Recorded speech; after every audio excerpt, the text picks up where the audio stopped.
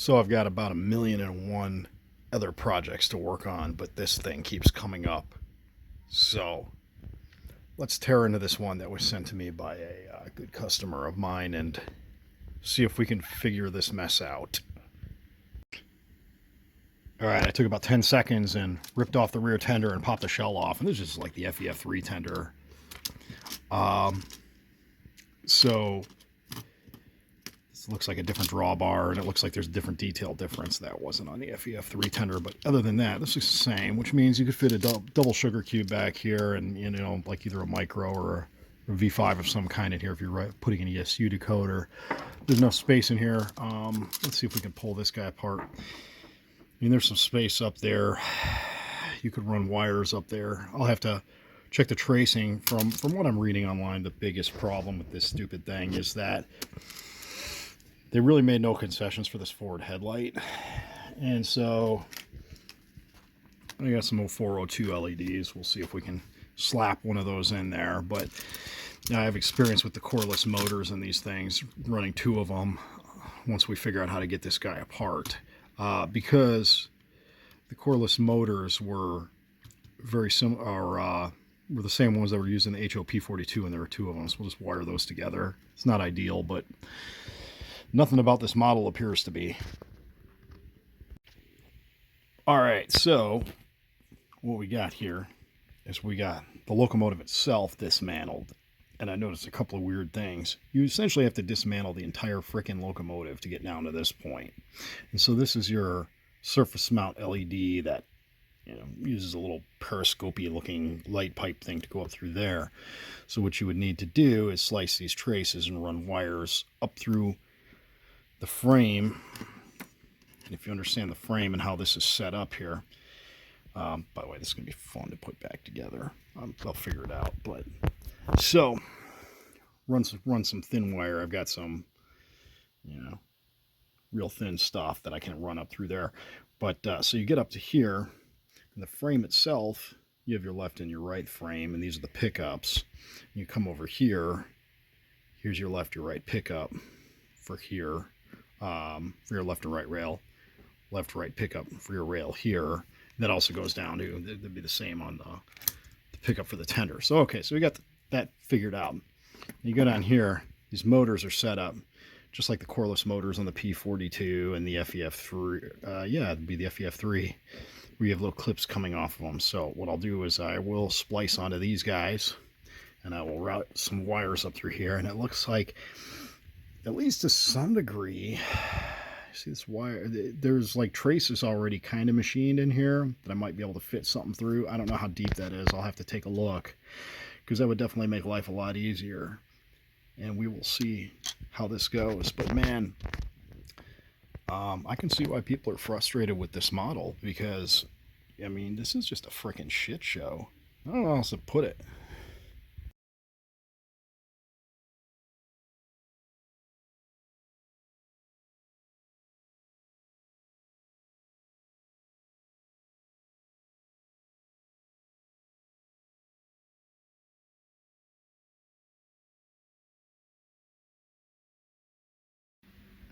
So here I am installing sound in a Kato Big Boy. This guy's disassembled, and I'm screwing him back together and hoping I can get all the pieces back together.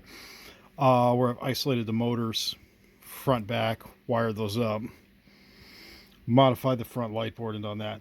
And this goes back to a larger problem of when I worked for Kato. Before I left there, the Big Boy was definitely underway, and I was Kato USA's DCC / Kobo installer, whatever you want to call it.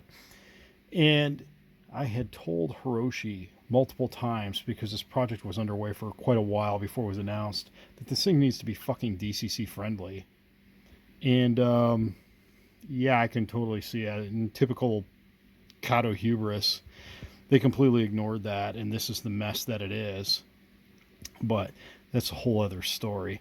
At least the engineers at the factory, you know, they lined up some traces to run wires through. But, you know, the way this could have been, and this could have been a smash hit for them, and the way it is, in the words of the late, great Charlie Volk, you know, snatching victory from the jaws of defeat, is typical for them. So, anywho, we'll see if I can get this pig to work.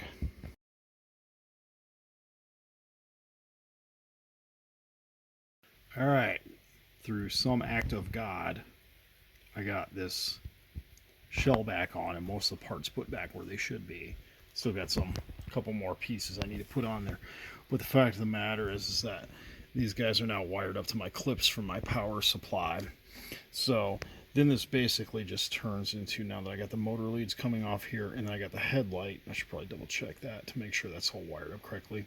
This just basically turns into an early FEF3 install where I was installing full-size V5s, and then before that selects, where I would fit a full-size V5 in here and then dual sugar cubes back here and a rear light. That's actually pretty straightforward. So there's hope for this thing. Certainly taking way too long, but whatever. And then with any luck, it'll track right once it's all back together. But we at least can see that something's kind of going right here. And of course, it's hooked up on a separate lead, but hey, I didn't even destroy the front LED, so I don't have to rip everything back apart to fix that. So, yeah, benchtop power supply. Super helpful for sorting this stuff out. So we know the drivers all work. We know the headlight works. So basically I'll take a full-size V5, wire that in with a couple of speakers, and a rear light. Well, at least I think I'll do a rear light. I should probably look and see if I can do... Yeah, I can get a rear light in there. Because this tender body is almost the same as the FEF3. I think we can fit everything in there. But yay. I might use a micro instead of a full-size one, just so I have a little more room to play with. We'll see. All right, so now that I got that all wired up, what I'm going to do is I'm going to take a full-size V5 and I am going to install it in this tender here with a dual sugar cube setup that I'll put in there, and then I'll also put a rear light in there that I'll cut off of a scrap PCB or something like that around here. But hopefully this should be fairly straightforward at this point. We will see. It's just a matter of finding time to actually do it. All right, so this is the modified harness for the Big Boy here. And basically what it is you have your left and right track power coming off this drawbar that's soldered very carefully to that, clamping it down, holding it, soldering that. Right here you have your blue, which is your common, and your yellow, which is your rear light. That's soldered to a scrap piece of PCB with a drop-in resistor added. Dual sugar cube setup. This will all fit down in here, and I can actually test and program it to this point. And then at that point, up here you have the locomotive. So the locomotive, you have the thick wires there will daisy chain, well, the thick wires there will daisy chain to the orange and gray. That's going to be your motor output.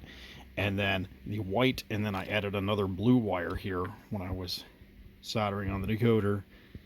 It's just daisy chained onto there. Because the white and the blue common, that will be your forward headlight. Yay. All right, so excuse my extremely messy workbench. I've got, I don't know if you can see, it's washed out, the look programmer pulled out. And so I just have the rear headlight turned on, so I can toggle that on and off. And then this just has the generic ESU sound file. So what I will do is I will program the Big Boy sound file in here, and then I'll connect this to the model itself, or the locomotive itself. Basically what I have here is the motor left, motor right, front headlight, which is the white, and then the common. We'll see with any luck if we can get this bastard all back together, and then once it's back together, if it actually tracks correctly. So, you know, that's always one of these fun things to do. Guess what's alive?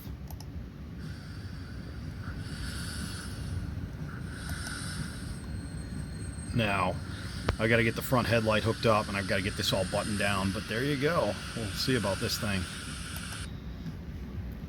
All right, now that I know that this is going in the right direction, I have heat shrunk the black motor leads and the red motor leads to your gray and orange. Now, keep in mind, these motors were in backwards in here. So the red leads I actually put to black and black to red off of the motors themselves, the two coreless motors that are in here.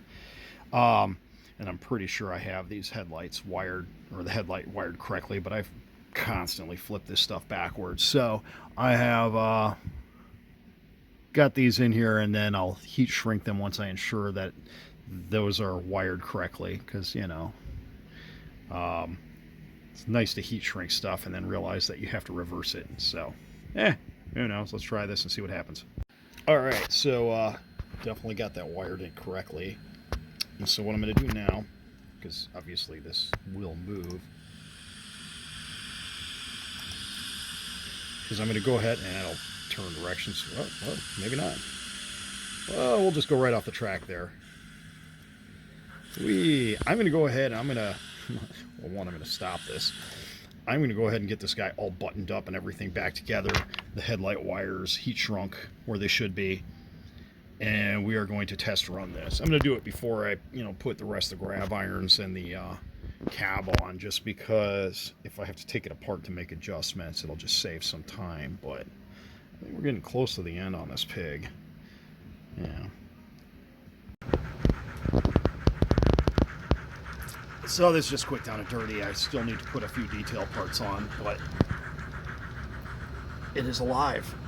All right, good morning, everyone. So what we have here today is a Kato Union Pacific 4014 Big Boy steam locomotive. This model has certainly presented some challenges installing DCC and sound in.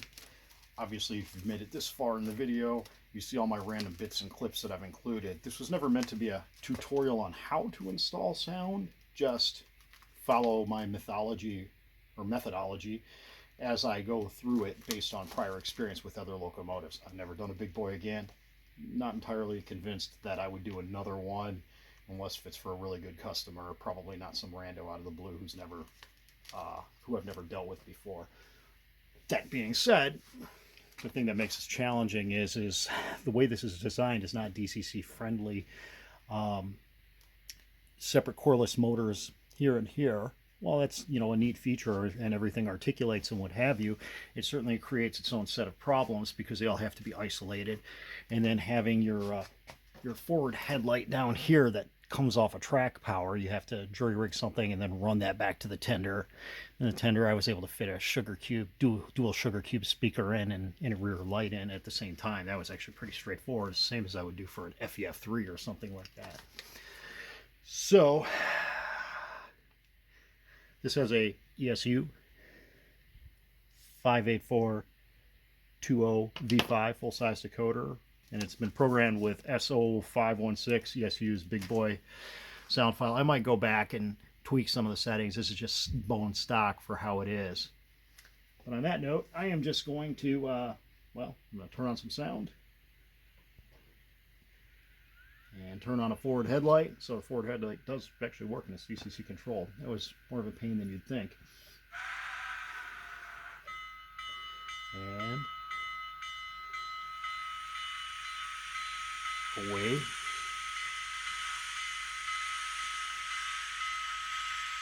we go.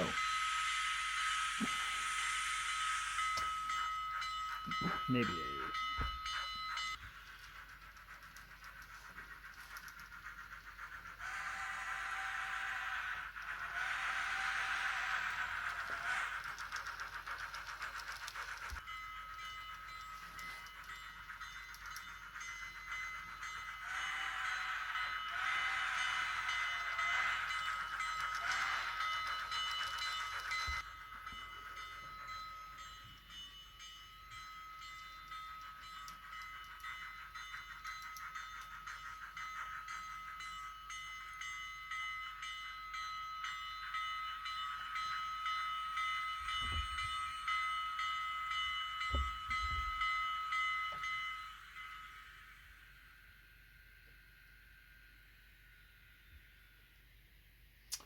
And there we go. Kato Big Boy with ESU LokSound installed.